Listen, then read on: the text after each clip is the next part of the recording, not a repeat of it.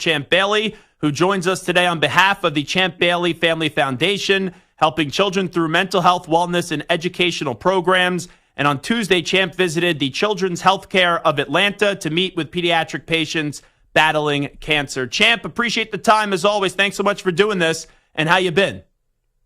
My pleasure, Zach. Great to see you. I've been great, man. Just trying to do my part in this world. Well, you're in the penthouse now. You know that with the college football school that you played for in Georgia. Man, I know they didn't make the playoff last year, but 2 national championships before that. And everyone's kind of feeling like they're going to go get one again this year. How about your alma mater? I tell you what, man, we all know last year we should have had a chance, right? So we do have a little bit of a sour taste in our mouth, so to speak. So I'm anxious to see where we start out. You know, Clemson's not a walkover program, right? Top 15 team. We got our hands full, but these boys are ready. I think we like I say, we got one stolen from us. And here we are. We got a chance to win 3 out of the last 4 years. I'm just looking forward to it. Yeah, do you like this 12-team college football playoff format? Because personally, I thought for most years 4 was the right number, and if they were going to expand it, maybe only go to 6 or 8. 12 seems like a pretty big jump. It is. It is. I think when you look on paper, I mean, that's 3 times the size, right? If my math is right. But in reality, man, you want to get more teams in it. It creates more excitement. You actually have the top teams. There's no doubt you have the top teams at that point. I think what's going to get gray is, the automatic bids and the bye week. And, people are going to argue, okay, this team lost 1 game, this team lost 4, but they won their conference, so that's going to be the major argument in my mind. But I like the 12 teams. It's a good point that you bring up because I was talking about this a few weeks ago.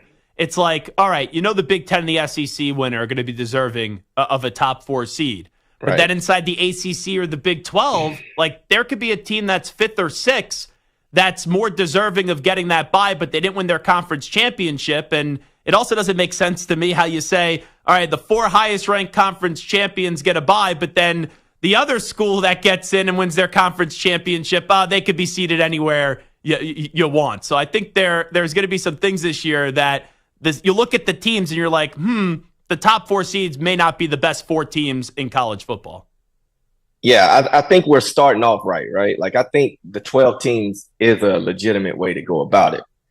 And you make a good point. There will be those teams, but we have to start somewhere. We all know we're going to evolve, and this thing is probably going to go to a straight ranking system, sort of like the NFL. So it's not so much, winning your conference, that's going to be the thing later on. Because in my opinion, I think all these conferences are going to disappear to some degree. And maybe we have 2 major. But, that's just me. No, I think you're on to something. We already saw the Pac-12 go away. And it seems like the Big Ten and the SEC are the haves and everyone else is in the have-nots. So the future of college football is definitely fascinating. And we start off on Saturday, right? Georgia going up against Clemson. I think Georgia's going to win the game, Champ Bailey. But you look at Clemson, we all know what they've done with Dabo Swinney, winning 2 national championships. But It's a new era of college football, and he's kind of been stubborn in adapting. And I just want to see how much of a difference there still is between Georgia and Clemson. I think there's going to be a pretty big one on Saturday. Yeah, we're loaded. They're loaded. And it's really going to come down to the same thing with these top teams. What happens in the trenches? And you can talk about Dabo not adapting as well as some other programs. Well, Dabo still won 10 games the past 20 years or whatever. He's been there forever. But the past 15 years, he's won 10 games. So it's not like he's not an effective and consistent coach. It's just now there's so much turnover. But he does have some consistency at the quarterback position finally. And, that interior has always been elite among other programs. So you can't sleep on these teams, especially this Clemson team. Champ Bailey here with us. Let me get to some of your NFL teams, and we'll talk about your foundation in just a bit. I'll start you off with the Broncos. Sean ends up taking Bo Nix with the 12th overall pick. What are your expectations as he's going to be starting week 1 for Denver? Whoa, it's hard to have high expectations for a rookie, right? But I feel like this kid he's got something. Now he's gonna have some bumps in the road. It's all about how he handles those adverse situations. The turnovers early. Does he bounce back in that game, or does he wait the next week and make up for that? But for me, I think they made the right choice with him. I don't want to go overboard because I've seen the track record of rookie quarterbacks, but they do have a good core around him. Great offensive line. The defense looks like they're coming into their own. So I would say after 4 weeks, I love to sit back and reevaluate where they could go from there. And when you start with the Broncos, I know we all talk about the coach and the quarterback, but the best player on the roster is Patrick Surtain. You being a Hall of Fame defensive back, what have you seen so far with Pat Surtain? Exactly what I expected. This kid is the best in the game right now. When he came out of college, I said he has a Pro Football Hall of Fame potential. Like that's the lofty goals I set for him, because you look at his body type, his style of play, a technician, plays hard, loves the game. It's everything that you would want in a football player. Forget position. It's a football player. He is that. And now he's an elite corner with the way he plays the game. There is no doubt in my mind he'll continue to excel. I expect him to go to as many Pro Bowls as I did, be a first ballot Hall of Famer, all these things. All he has to do is stay healthy. And that's the only thing that can get in his way, because when he plays, he's the best. Why do you put Pat over Sauce Gardner? Because that's always a big debate on who's the best corner in the league. Well, I watch him more closely, right? I haven't watched a lot of Sauce Gardner. He's very effective, very good corner. Love his game. I mean, he's in my top 3 for sure. But it's just something about Pat's game. I might be a little biased there, being that he's donning that Bronco helmet. But this guy is bar none the best. I mean, you can make an argument for Sauce, no doubt about it. But I think Pat's still at the top. Let me get also to the Commanders. I know when you played, they were called the Redskins. They also have a new quarterback in Jaden Daniels, who won a Heisman Trophy at LSU. Daniel Snyder no longer the owner there, with Josh Harris coming in. I don't know how much you've been able to see of Jaden Daniels, but how about him and what he brings with not only able to run the ball, but also have a big-time arm as well? I think that's always a bonus for a young quarterback, to be able to use his legs, because he's not going to see everything clearly, starting out the gate. But this kid is unique. I mean, he's fast, he can run, but he throws with the best of them.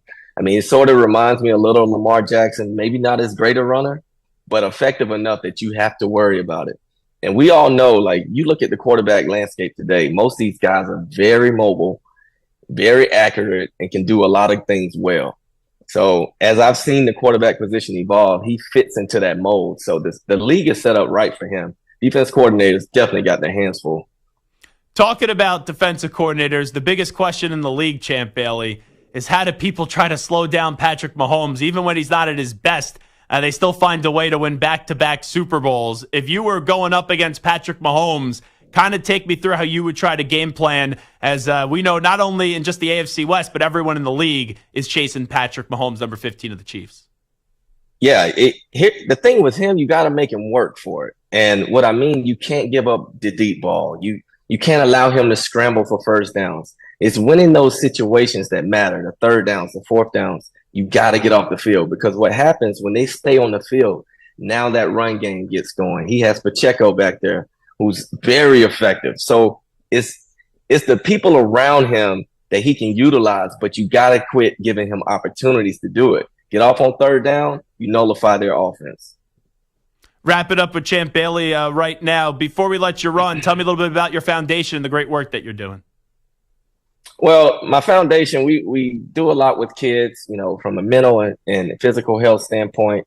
And, a lot of my work has been done in my hometown of Folkestone, Georgia, and I continue to do a lot there. But, my best partner to date has been Aflac, and it's the most recent. But what I saw them do at the Cancer and Blood Disorder Center, it's nothing short of amazing.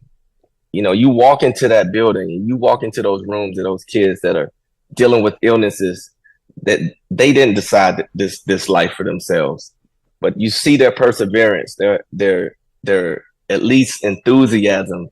I walk into one room and there's this kid, he just come out of surgery, and we hand him the special Aflac duck. It's a robot. I mean, he just puts his thumb up, and the Aflac president, Virgil Miller, looks at me and says, man, he got his thumb up, you know, and I'm like, he can barely open his eyes, but you can feel that energy.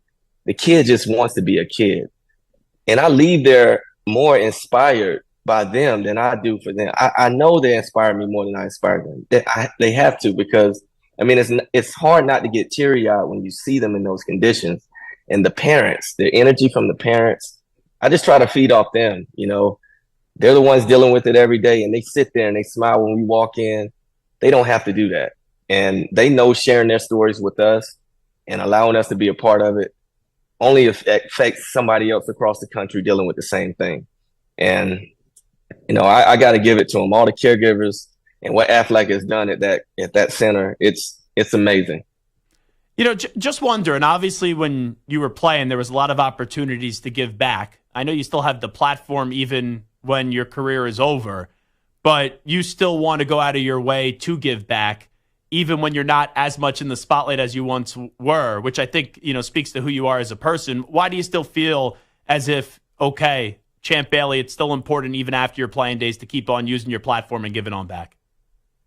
You know, I honestly don't have a perfect answer for you. I feed off the people that inspire me the most, and I can speak that about my grandmother, like what she did growing up, and I had no idea the impact she was having on her community, taking in homeless, you know, having a neighborhood store.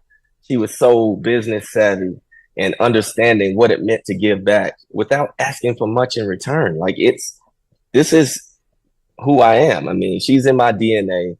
I just want to be half as good as she was at giving back. And she was the epitome of what it meant to be a giver. And when I leave this earth and people say that about me, I'll be happy with that. Before we let you run, Champ Bailey, I got to bring up Deion Sanders, Coach Prime, who was a teammate of yours for one season. Big game tonight. Yeah. Up against North Dakota State. What was it like when Coach Prime, you being a younger player in the league at the time, was a teammate of yours? You have no idea. Like, my rookie year, I got Darryl Green. And then the second year, I still got Darryl Green, but here comes Deion Sanders. Oh, my God. You got to think. 3 of us on the field every game that year. The moment they signed him, my first question was, oh, my God, what am I going to do? Am I starting? I started my rookie year. I didn't think that I was better than these guys at that point. But the coach assured me that I was still going to start. Somebody else is coming off the bench. But so we worked that out. But, man, these guys taught me so much. And then when Deion left after that first year, I still had Darryl Green 2 more years. So I got a lot of good nuggets from those guys. And they inspired me to give back even more than they did, because I know how that impacted my game. And I can't thank them enough for what they gave me. Were you a better player than Deion Sanders? Come on, man. I had to ask the Deion's question. the best. Look, those 2 guys I mentioned, I'll never put myself over them. I mean, for obvious reasons. They were great players and great men. Never put myself above them. No, I definitely respect that answer. So you talked about, right, big game tonight for Colorado. Have you seen a lot of Shedeur Sanders? As you know, people are talking about early first-round pick for him maybe coming up in April. Oh, yeah. I've seen a little bit of him since high school. And you know, the kid is the real deal. The thing I like about him is he takes it serious. I mean, and it's not like you have to push it on him. He's one of those kids that loves the game. I mean, forget all the things that they do outside of the game, which I think is very impactful as well. But when they step on the field, it's serious business. And that's what I expect from him all year and at the next level.